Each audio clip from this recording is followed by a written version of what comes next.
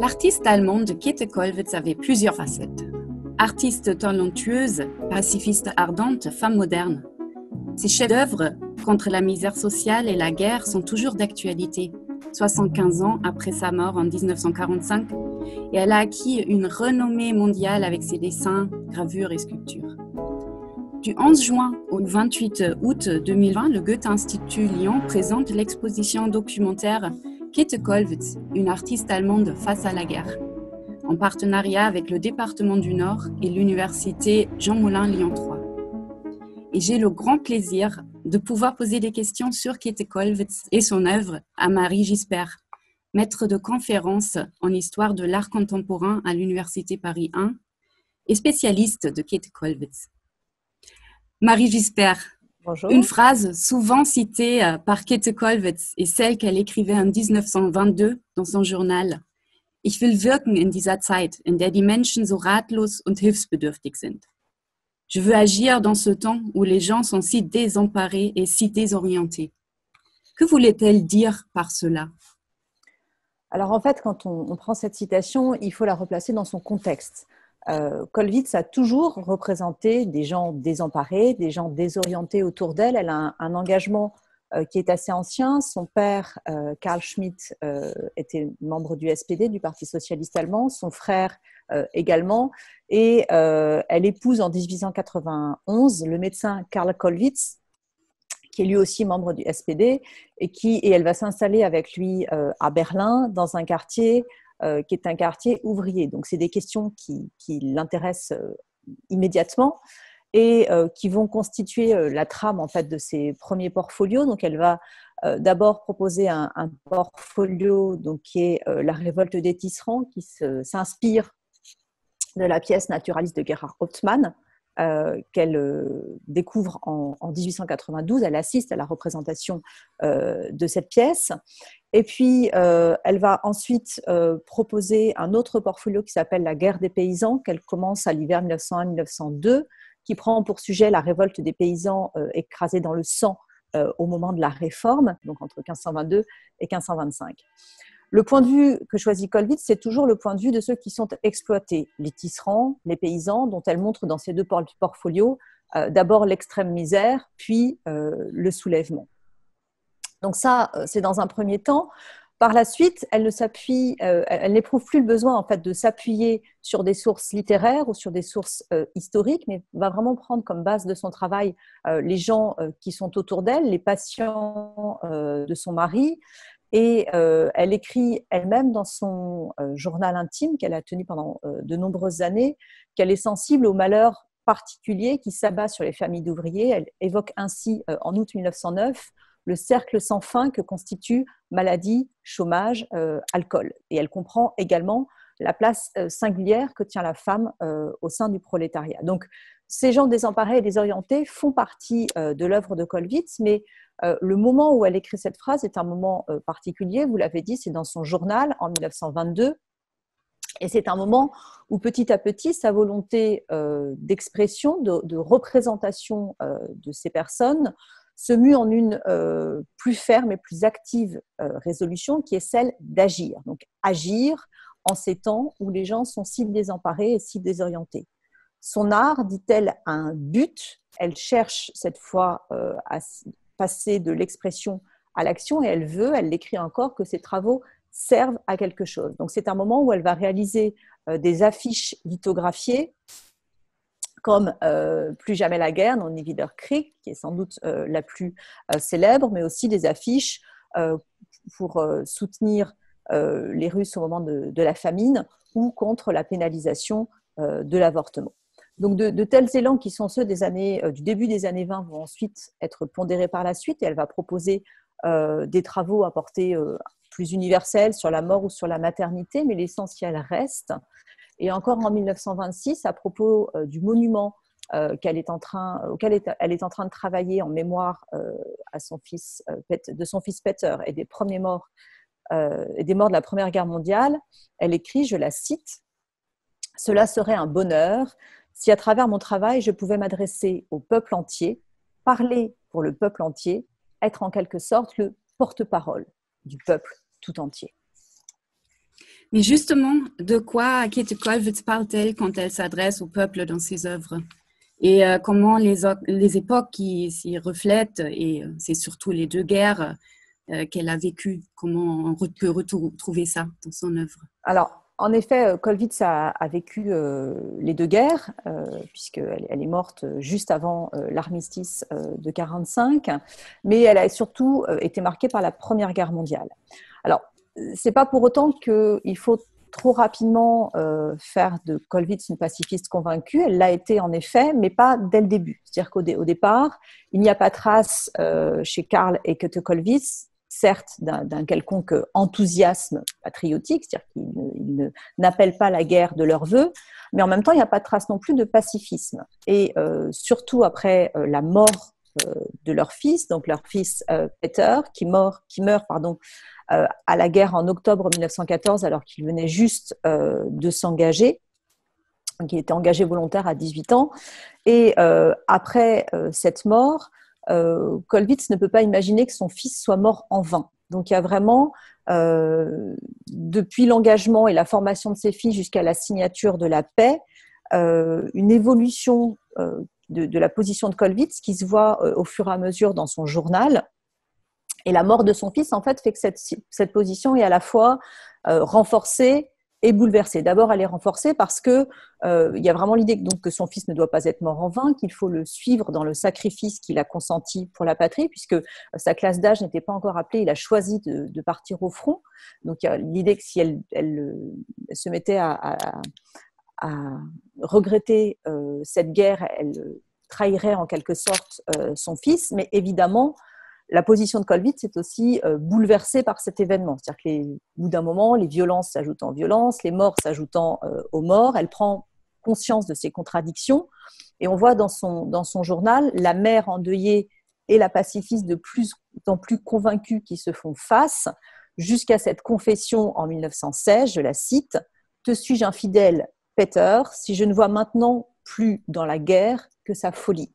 Et ce pacifisme qu'on voit prendre de plus en plus de place dans son journal va finalement être affirmé publiquement dans une réponse à un appel à une ultime mobilisation qui avait été lancée par Richard Demel. Et donc, c'est une réponse de Kollwitz qui va paraître à la fois dans Vorwärts le 28 octobre 1918 et dans la Vossische Zeitung le 30. Oui. Et comment cela se matérialise-t-il dans ses œuvres? Alors, ça se matérialise de plusieurs manières. Alors, il y a évidemment l'affiche Nie wieder Krieg qu'on a vue tout à l'heure, donc ça peut être sous forme d'affiche. Ce poids de la Première Guerre mondiale se manifeste aussi dans un ensemble de gravures, donc intitulé Guerre, qu'elle termine en 1923. Alors, c'est un portfolio assez original par rapport aux autres œuvres qui ont été faites sur la guerre. On peut penser par exemple au portfolio donc La guerre de Dix, qui date de 24. La différence, c'est que Kollwitz, elle, a vraiment la volonté de montrer la guerre telle qu'elle a été vécue à l'arrière. Donc, elle montre les martyrs, ceux qui ont perdu des proches, et non pas les soldats qui les ont tués. Donc, c'est un peu comme dans les portfolios des années 1890-1900 où elle ne représentait que les victimes. Là, de la même manière, elle ne représente que les martyrs de la guerre. Donc, il y a d'abord la victime, donc une mère qui offre son nouveau-né en sacrifice, puis les volontaires, les parents, les veuves et le peuple lui-même. Le deuxième point intéressant dans ce portfolio, c'est qu'il a un caractère autobiographique extrêmement marqué. D'abord dans les volontaires, alors elle reprend le motif traditionnel de la danse macabre, en figurant des volontaires qui sont menés par la mort au combat, sauf que dans cette image, qui est une image allégorique, Kollwitz insère un certain nombre de portraits, donc le portrait de son fils Peter, évidemment, qui est le jeune homme qui est le plus proche de la mort, mais également ceux d'un certain nombre de ses camarades qui tous ont été tués pendant la guerre. De la même manière, dans la planche Les mères, donc Die Mutter, elle part de sa propre image. Donc, c'est une planche qui représente les femmes tentant cette fois de protéger leurs enfants. Donc, c'est une référence à son parcours personnel, évidemment, avec la mort de son fils et son second fils qui est encore au front. Et en même temps, on voit petit à petit l'évolution, c'est-à-dire que la planche finale est une gravure sur bois. Elle avait d'abord travaillé à la lithographie sous une forme de frise et pas du tout avec cette forme très sculpturale, donc qui crée cette masse des femmes protégeant leurs enfants. Et dans les premières lithographies préparatoires, clairement, l'une des femmes apparaissait comme un autoportrait de Käthe Kollwitz avec ses deux enfants, donc Hans et Peter.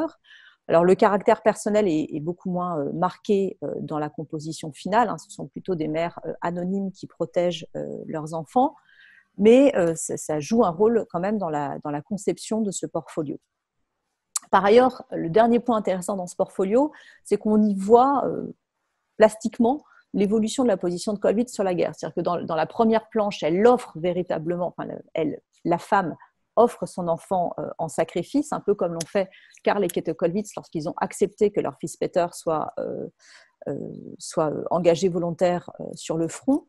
Les planches suivantes, les personnes représentées sont vraiment accablées par le poids de la mort. Et puis dans les deux dernières planches, on voit une évolution. Donc dans celle-ci, cette fois, les femmes n'offrent plus leurs enfants, elles les protègent. Il y a cette masse noire qui les enserre et qui, avec ses mains démesurées, qui tente de les empêcher de partir pour la guerre. On voit aussi la femme enceinte sur un des côtés de la masse qui, avec ses mains, tente de repousser cette guerre qui approche. Et puis la dernière planche, c'est la planche peuple, où cette fois, le peuple fixe le spectateur dans les yeux, dans ce qui devient un refus de la guerre. Donc son évolution vers le pacifisme est visible aussi dans ce portfolio. La dernière œuvre dont on peut parler qui soit marquée par la guerre, c'est le monument qu'elle réalise en l'honneur de son fils Peter, qui est cette fois une sculpture. Alors c'est un monument dont elle a l'idée très rapidement, dès le 1er décembre 1914, donc à peine un peu plus d'un mois après la mort de son fils. Elle confie à son journal intime avoir conçu le plan d'un monument à la mémoire de Peter. Et cette sculpture monumentale, elle est dès le début tournée vers Peter et vers tous les jeunes hommes qui sont morts à la guerre. Donc il y a des premières tentatives qui mettent en scène à la fois les parents et l'enfant, donc la mère, le père et Peter, qu'elle va abandonner. Elle démonte la première version de ce travail en juin 1919 parce qu'elle n'est pas contente du résultat. Et puis en janvier 24, à la faveur d'un drap qui glisse de la figure de la mère et qui lui dévoile une sculpture qu'elle ne trouve pas si mauvaise, Kollwitz va se remettre au travail en se concentrant cette fois sur les deux seuls personnages des parents. Donc c'est vraiment l'œuvre qui lui a demandé le plus de travail à la fois matériel, plastique et psychologique. La réflexion sur la forme, la lutte avec le matériau sont extrêmement longues. Mais en 1931, elle juge les deux figures du père et de la mère terminées. Et Karl et Käthe Kollwitz font le voyage en Belgique, au cimetière où était enterré Peter, pour les installer en juillet 1932. Vous parlez ici de la mère, et Käthe Kollwitz était aussi une femme dans son époque. Comment vivait-elle dans le monde artistique de son temps qui était dominé par les hommes ? Alors, avant même d'être un monde artistique dominé par les hommes, il faut d'abord noter que Kollwitz est dans un monde tout court, si je puis dire, dominé par les hommes, où petit à petit, les femmes obtiennent certains droits. Donc, la place des femmes dans l'œuvre de l'artiste est absolument centrale. Donc, dans la révolte des Tisserands, dans son premier portfolio, elle participe avec les hommes aux émeutes. Dans le cycle de la guerre des paysans qu'on voit ici, c'est la métayère noire qui fomente et qui mène la révolte. On la voit ici de dos, levant les bras et entraînant le peuple. Dans une première version de travail de ce portfolio, c'était une figure allégorique qui flottait autour de la foule et elle prend fermement position. C'est une vraie femme, cette fois, qui est représentée. De la même manière, on vient de voir que dans le cycle de la guerre, ce sont les femmes qui apparaissent, certes, dans un premier temps comme celles qui ont consenti le sacrifice de leurs enfants et de leurs maris, mais qui vont tenter de se protéger et de refuser la guerre dans un deuxième temps. Donc, il y a une présence forte des femmes dans ces œuvres. Et puis, il ne faut pas oublier aussi que Kollwitz fait partie des Allemandes qui ont pu voter pour la première fois le 19 janvier 1919, donc elle en l'occurrence pour les socialistes majoritaires, donc elle fait partie aussi de ces femmes. Elle a eu un certain nombre de combats que l'on peut qualifier de féministes à son époque. Elle s'engage, par exemple, contre le paragraphe 218 du Code pénal qui punissait la femme et l'avorteur de 5 ans de réclusion criminelle en cas d'avortement. Donc, il y avait eu un mouvement de masse important en faveur de l'abolition de ce qu'on appelait le paragraphe de classe, parce que c'était les femmes ouvrières qui pâtissaient le plus de cette pénalisation de l'avortement. Donc, il y a tout ça. Et en même temps, on est un peu déçu quand on lit son journal parce que, au-delà de considérations de considérations sur des destins individuels de femmes, mais aussi de couples, il y a assez peu quand même de réflexion générale sur la condition de la femme. Et d'un point de vue artistique? Alors, d'un point de vue artistique, là encore, elle s'inscrit dans son époque. Donc, elle est née dans une famille de classe moyenne, aux idées progressistes, en 1867. Elle a la chance d'être encouragée par son père dans son désir d'embrasser une carrière artistique, ce qui déjà n'était pas forcément le cas pour toutes les femmes à cette époque-là. Mais comme toutes les autres femmes, en revanche, elle n'a pas accès aux académies des beaux-arts, donc elle doit donc suivre des cours dans des académies privées. Elle va suivre des cours d'abord à Berlin, puis à Munich, et à chaque fois, ce sont dans des écoles qui sont spécialisées pour les femmes. Elle ne peut pas participer aux cours avec les hommes. Alors, elle va avoir en quelque sorte sa revanche de ce point de vue, puisqu'elle va être la première femme élue à l'Académie des Arts de Prusse en 1919, la première femme également à obtenir la direction de l'atelier de gravure en 1928, alors qu'elle était en concurrence avec des hommes pour ce poste.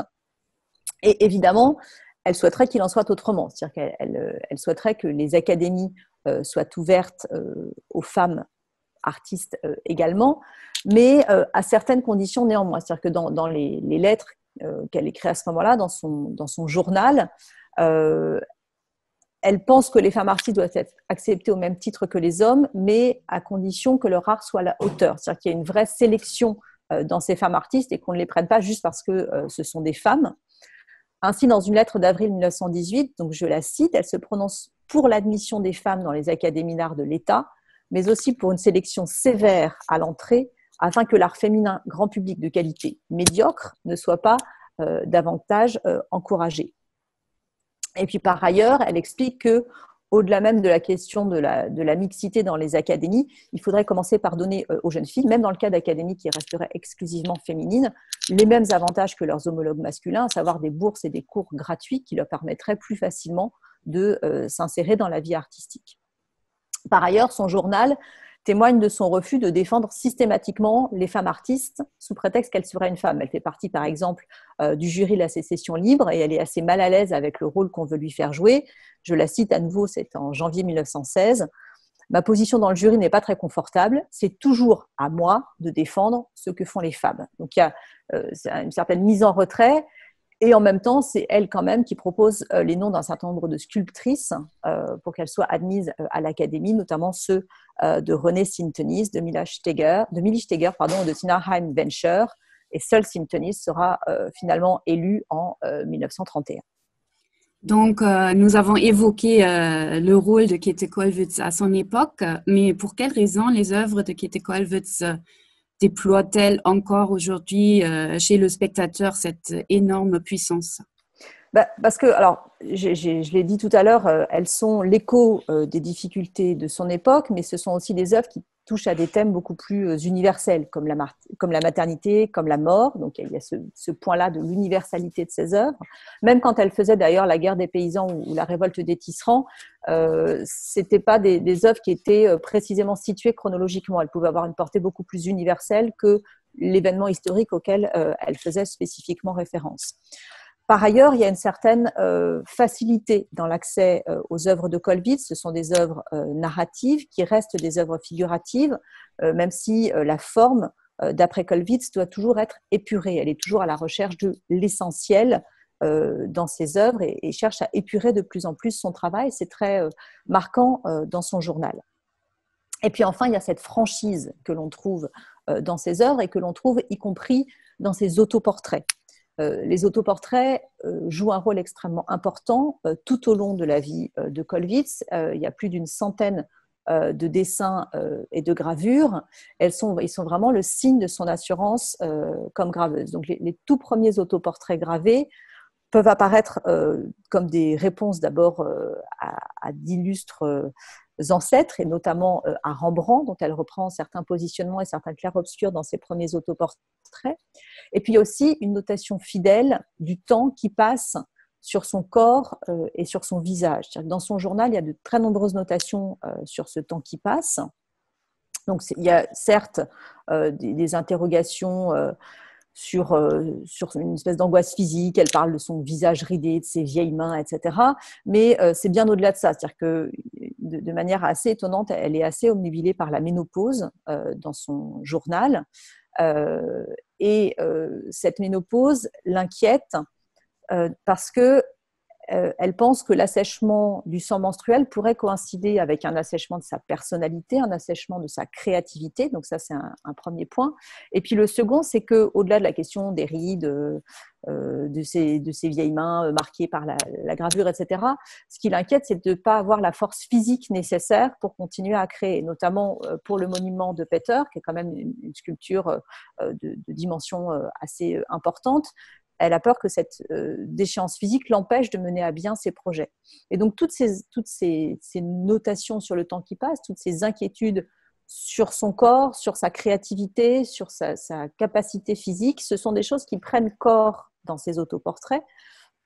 Et elle va utiliser les caractéristiques des différentes techniques d'estampe pour marquer le temps qui passe. Par exemple, on le voit, alors l'œuvre qu'on voit ici, c'est une lithographie, mais elle a aussi réalisé un certain nombre de gravures sur bois. Le principe de la gravure sur bois, c'est ce qu'on appelle une gravure en relief, c'est-à-dire qu'on enlève de la matière et c'est la matière qui reste en relief sur laquelle on va mettre l'encre. Donc normalement, ce qui apparaît en noir dans l'image, c'est ce qui était en relief sur la planche de bois qui a servi à créer. Elle, pour certains autoportraits, elle va l'utiliser à l'envers, c'est-à-dire qu'en fait, son visage va apparaître en noir et les rides vont apparaître en blanc, c'est-à-dire que c'est celles qui auront été véritablement creusées dans la matrice de bois, comme les rides creusent le visage.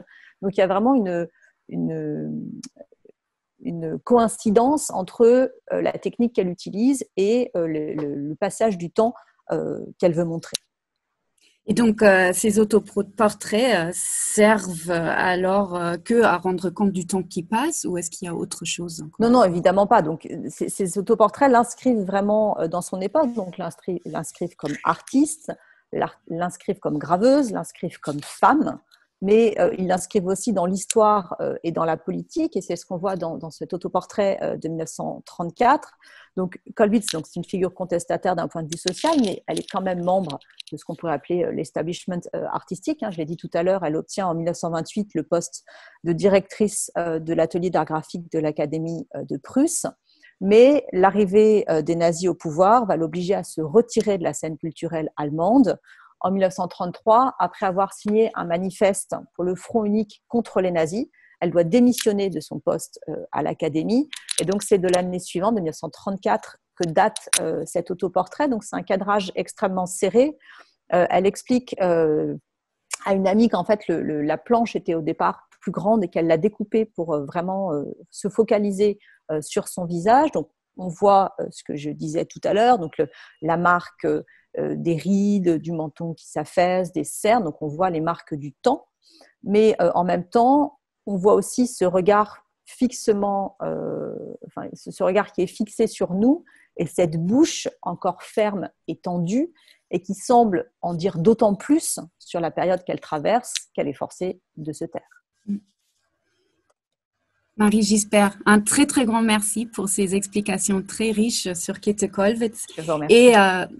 Et également au musée Käthe Kollwitz à Cologne qui a mis à disposition les images que vous avez vues dans cette présentation.